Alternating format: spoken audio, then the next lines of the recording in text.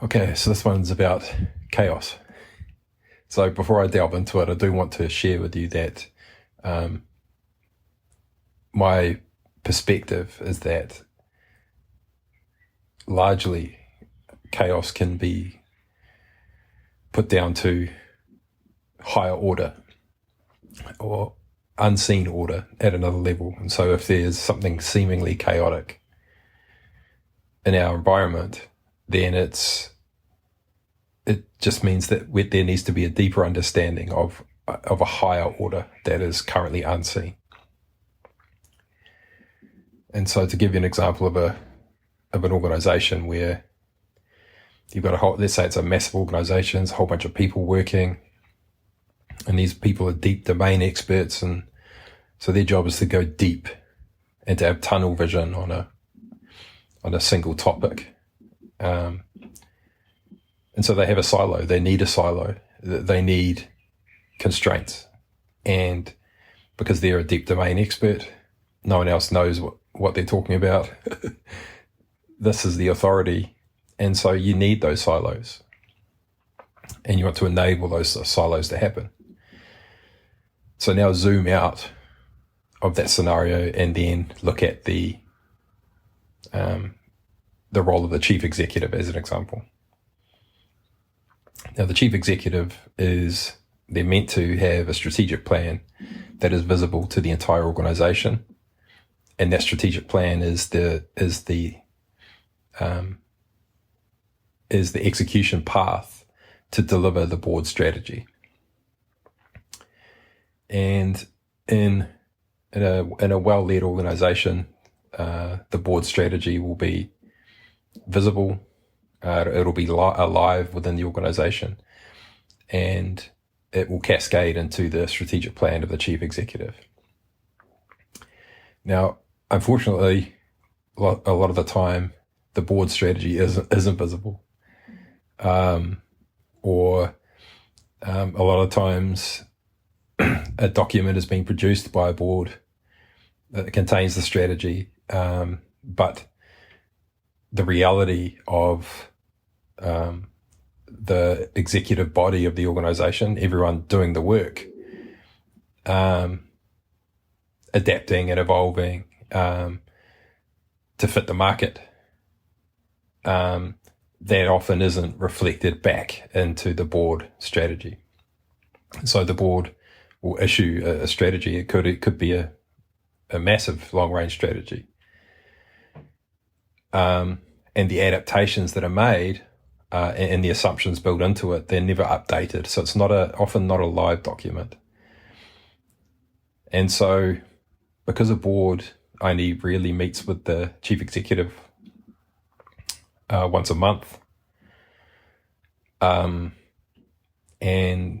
the board strategy isn't getting updated to adapt to the emergent reality of what's going of the truth of what's emerging within the organization, there's often a mismatch. And so where we can often see chaos being introduced is when the board has a clear mandate and the adaptation of the organization, the way that it's adapting and evolving, it's moving it off track of the mandate of the board. So the board has to maintain alignment. That's their job. That they've got a mandate. That mandate's been signed off. And so they have to pass down a directive. They have to deliver a strategic directive to the chief executive, who he then has to bring alignment between the body and the mind. So the head of the organization has to bring alignment to the mandate, and then the chief executive has to adapt the plan so to bring that alignment. Now, if this strategic direction, if it's not cascading into the organization, if the board strategy is not being updated, if the reality of the strategic plan if that's not live and it's not adaptive and visible as an alive document within the organization, this is the cause of chaos. Because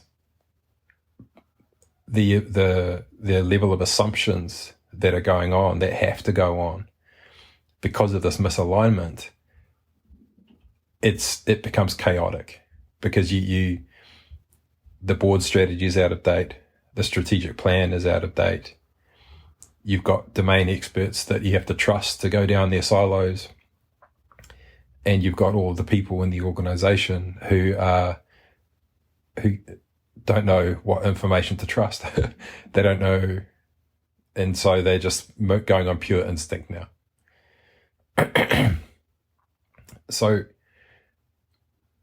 in a scenario where, let's say I'm a board member and I was involved in developing the board strategy for the organization, setting the mandate, and I know there's a strategic milestone coming up, say in the next 12 months, and there's someone in my network that I know that if I introduce to someone in the organization, can open some doors and create some pathways. Now, if as a board member, I can see that milestone because I'm zoomed out. I'm looking at it from a bird's eye view down on the critical path of the organization, the strategic plan. And so I can see the milestones in future. So I'm very future focused. And I'm trying to, as a board member, I'm trying to clear the path and make that easy as possible and as graceful as possible for the executive team to navigate and to reach their milestones. But if I send an email to someone in the organization, say, are you free on Wednesday next week for an hour to meet with XYZ to have a chat about ABC? Now, that person has no context. It's it's a random thing out of the blue that's distracting them from their critical path.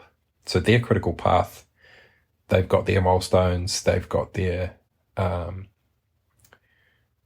they've got their mission. To them, this is just a distraction. It's like, oh God, why is the board member pulling me away from my work to meet with some random person? And so this is chaos to them. This is disruption. And to them, this is a threat to their work. It becomes a threat to their work. And so I just want to spin this round for a second, because this is a common, because staff members often complain about, leadership in an organization. But I want to spin this around as well, because the same thing goes, is that for for the board member to know that that's not going to be disruptive to you, to that staff member, their mission, their milestones, their critical path has to also be visible. So it goes both ways. It goes both ways.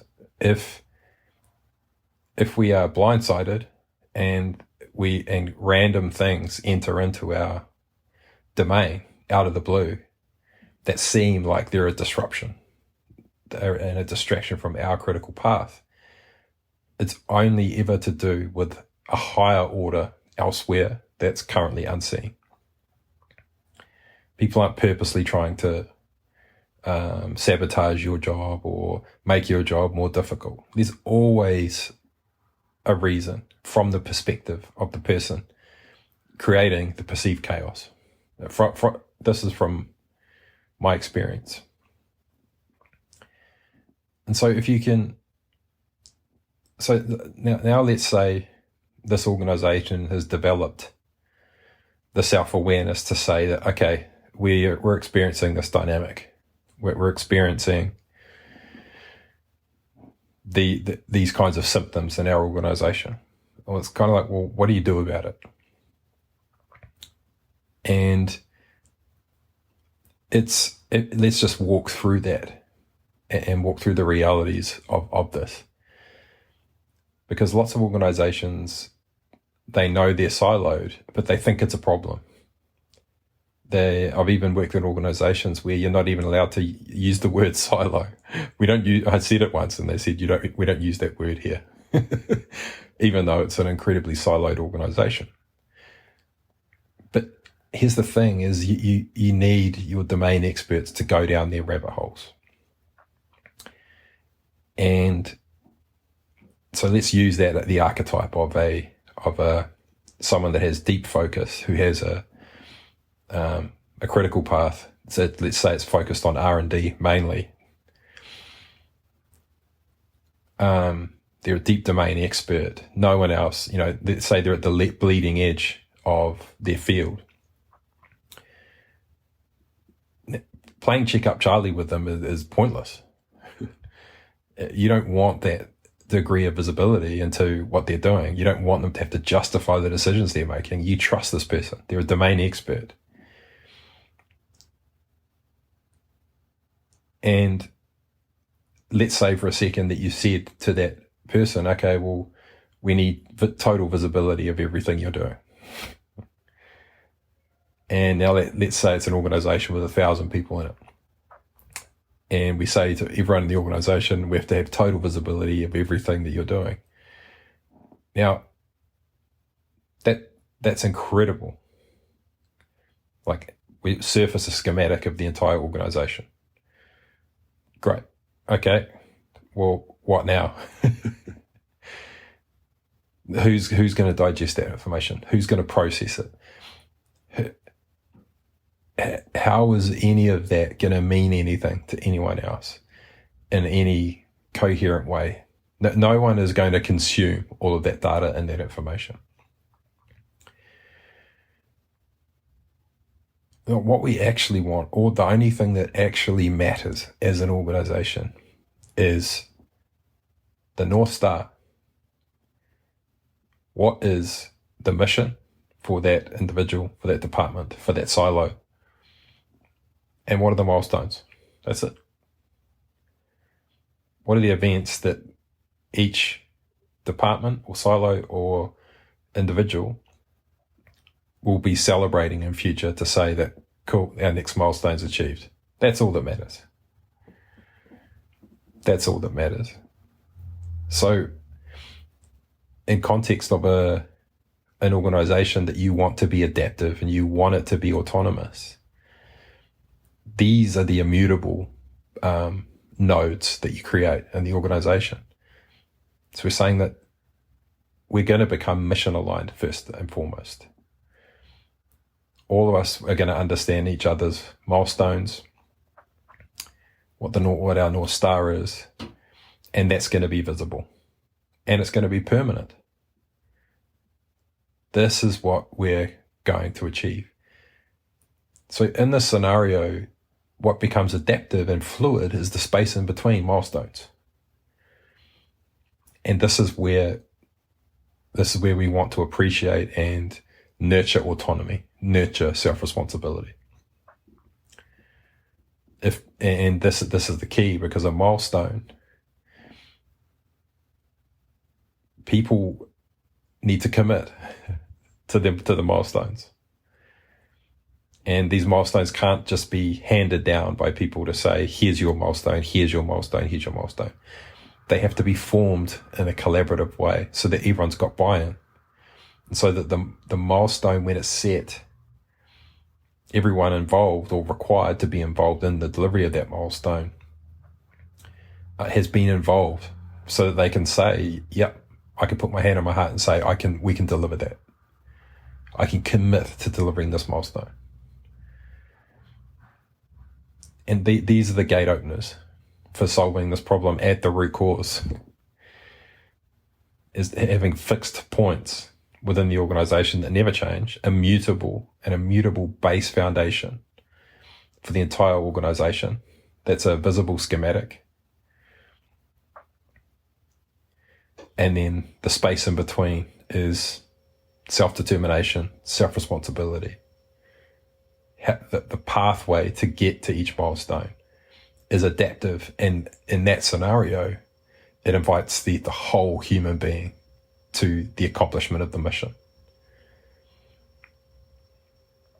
And when I say it invites the whole human being, it's like, it's not saying you will do X, Y, Z tasks.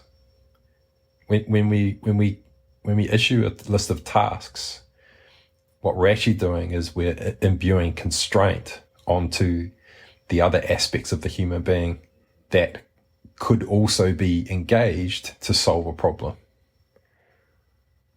If you say do this, then that, then you're removing the potential for innovation to occur in order to reach the milestone. Because you're saying, I want you to do it this way, and then do it that way, and then do it that way. And this is the challenge. This is the root cause of the challenge in most organizations that are petrified by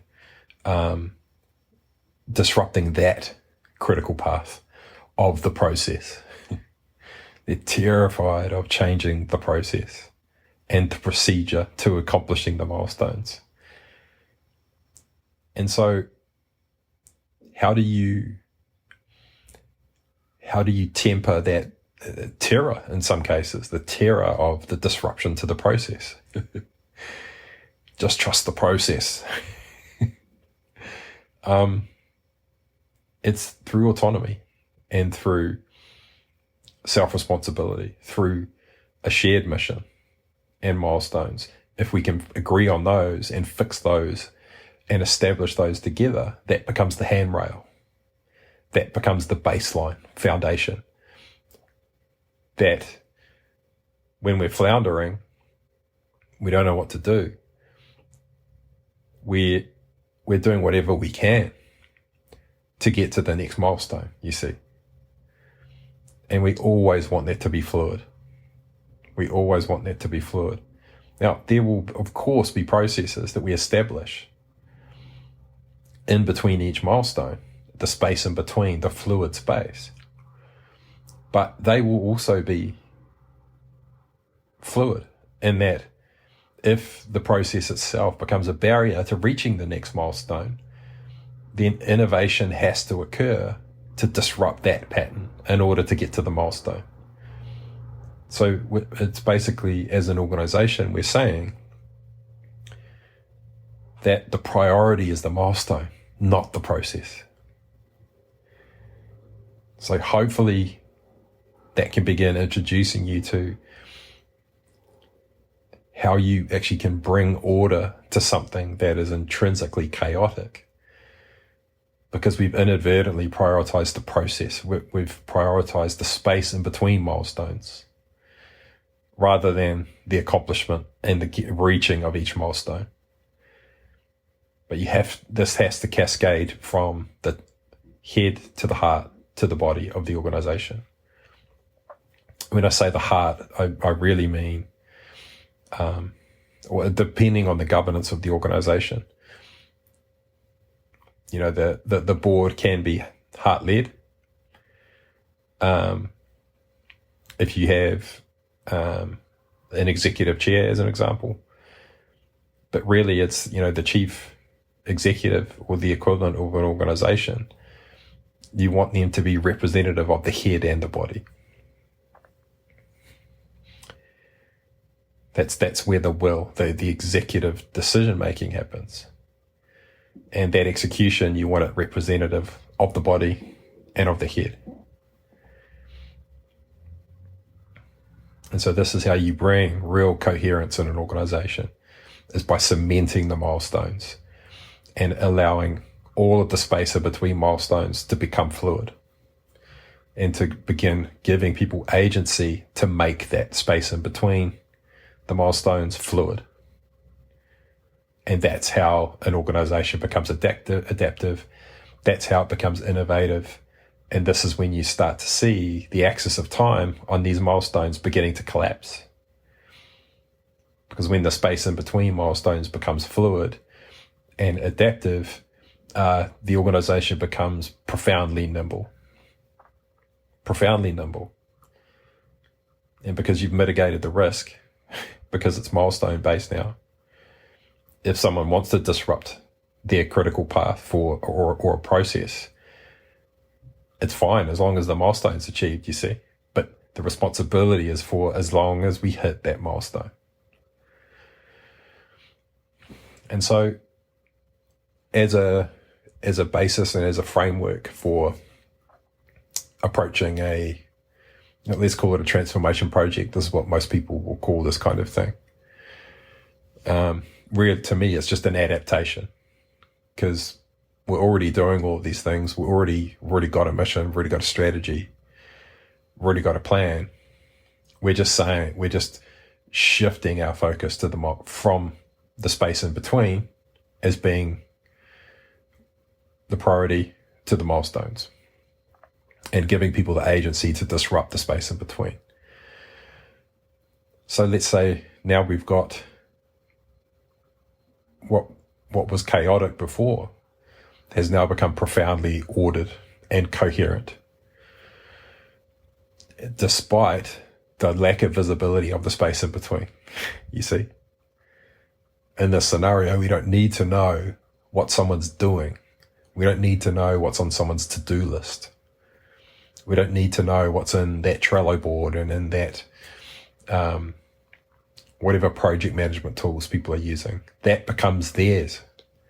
Whether they're using Trello, whether they're using Monday, whether they're using Atlantia. It doesn't matter. Because they're responsible for the outcome, for the mission. And we trust them.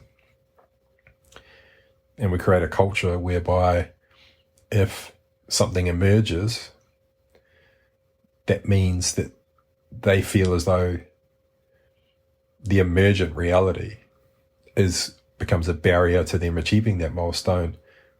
We come together. And we in an organization that has high levels of self-awareness, they use the conflict of interest process to innovate, rather than seeing it as everyone's trying to avoid conflicts of interest the whole time. That's just, that culture is very much, being superseded these days. A conflict of interest process within an organization that is highly innovative is profoundly potent. Because if you flag a conflict of interest that's shared amongst your peers, this has just emerged, and I think it could be a barrier to us achieving this milestone. And that milestone is visible to everyone in the organization. Then you can activate the entire organization around around like a side mission, like a side quest, where you can spin up a project or a committee around a problem, and establish a new milestone that exists so that we can get to the already existing milestone, you see. And this is really how you become adaptive, nimble, transparent, mission-driven, and heart-led as an organization. And these, really, they're adjustments. They're not massive transformation projects. They're just a shift in focus. That'll have a profound impact. And so just to zoom out on that now, let's say we've got the schematic, we've got all the milestones for everyone.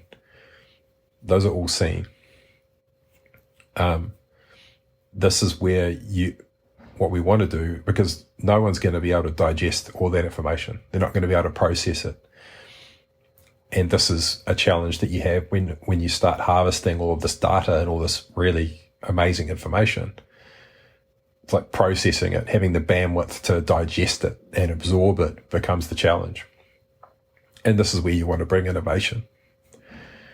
And I think with the advent of, everyone wants to introduce AI into organizations now.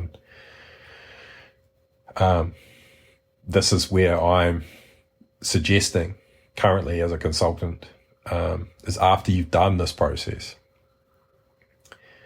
is you begin looking at the silos and looking at the teams activated around a mission, and you just harvest the knowledge, you harvest the information, and begin to introduce, small language models as an example, specifically for each group. That can have an AI agent that can act as a spokesperson on their behalf, and it can help them navigate the space in between. You can begin delegating more and more agency to these agents. And because the space in between milestones is fluid, you task these AI agents with, collapsing the axis of time. How can we do this more efficiently? How can we accomplish this milestone more efficiently? And so it just becomes hyper efficient. And so instead of rendering people obsolete, which is just so outdated, where, trying to create redundancies in an organization to become more lean, what this culture imbues is it's pulling forward all of the events that you celebrate as a team. This milestone was in a month, and we delivered it in a week.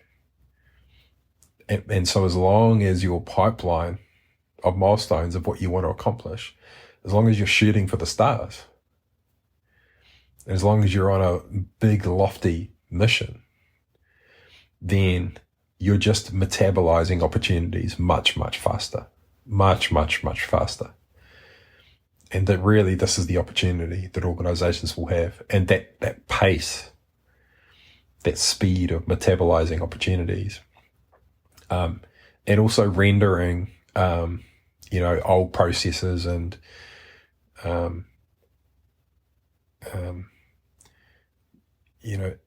institutional stuff inside the organization that's preventing milestones from being accomplished, and you're giving people the agency to change these things.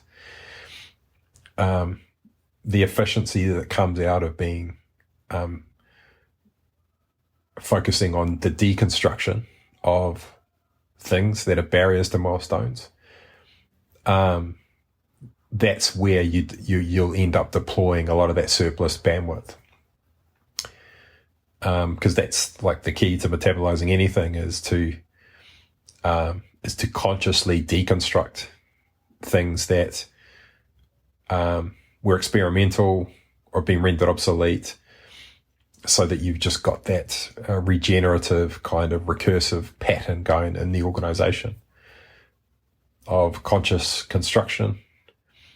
And then when there are making progress and when signs of decay, when the begins to become a bell curve, is to then begin preparing for conscious decay and deconstruction of everything that will continue to keep that becoming lean, and then get ready for the next surge forward. So this breathing in and breathing out of the organization starts to take place.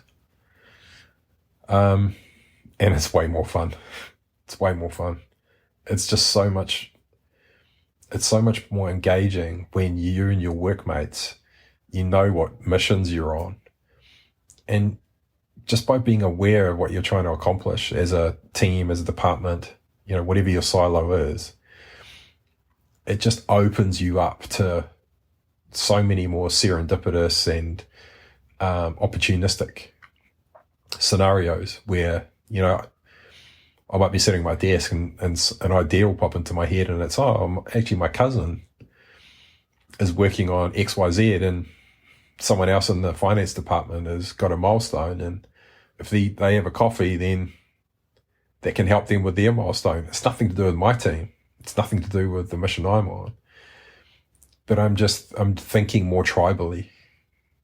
We've broken down those silos in terms of not in terms of like we're keeping the silos there, but we're enabling the mission to be seen. And so we can help enable each other to accomplish each other's mission.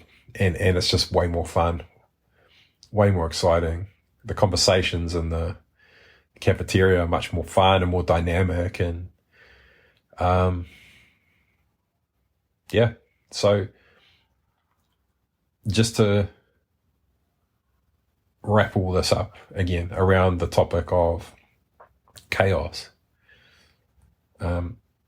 Chaos is quite illusory, and I think in context of an organization where everyone generally has a clear mandate, they know what mission they're on, they've got their own critical path. Just by applying these principles to what you're already doing now, it can bring coherence into the organization relatively quickly. But by coming truly mission aligned, we're at the head, the heart, and the body of the organization. What you are perhaps interpreting as chaotic now, all of a sudden, when you look at it through a new lens, you'll see that it is actually coherent, and that there was already higher order in place that now in context makes perfect sense.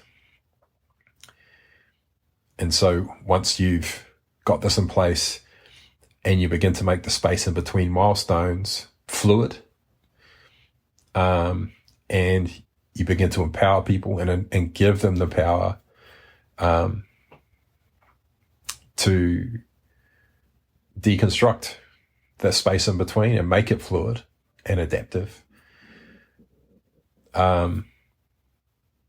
you won't see that as chaotic. You won't see the deconstruction of a process as chaotic.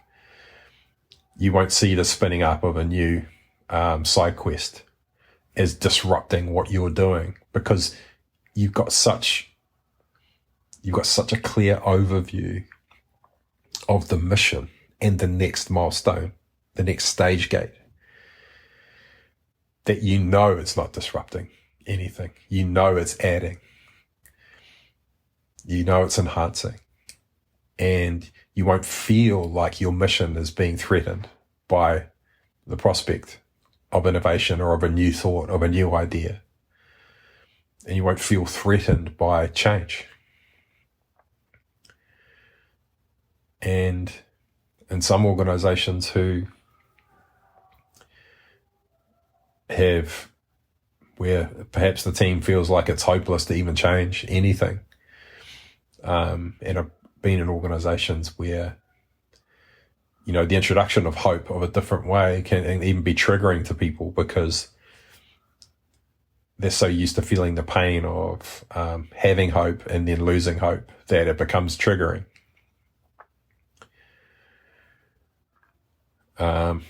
And that sensation of hopelessness becomes like a safe space, like, coming to terms with it being hopeless becomes like a comfort zone, and depending on how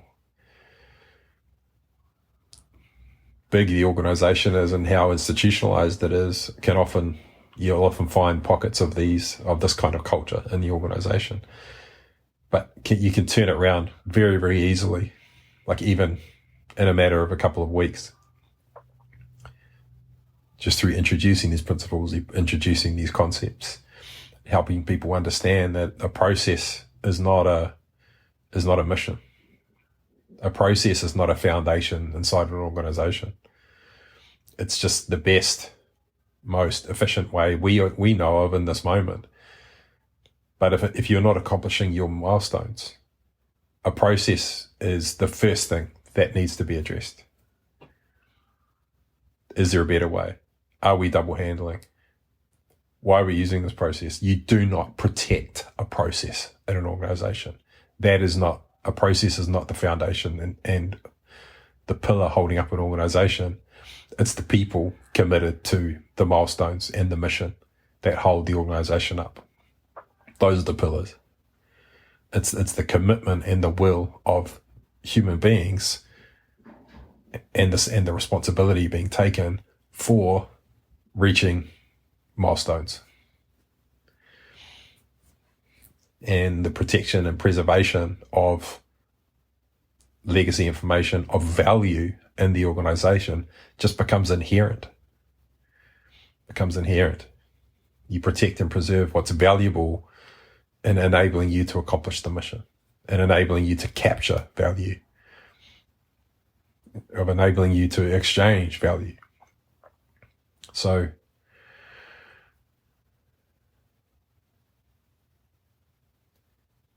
chaos really, in this context, is just higher order that is yet to be seen and appreciated. So, yeah, I think I'll leave it there. So that's it for now for The Nature of Chaos. Talk soon.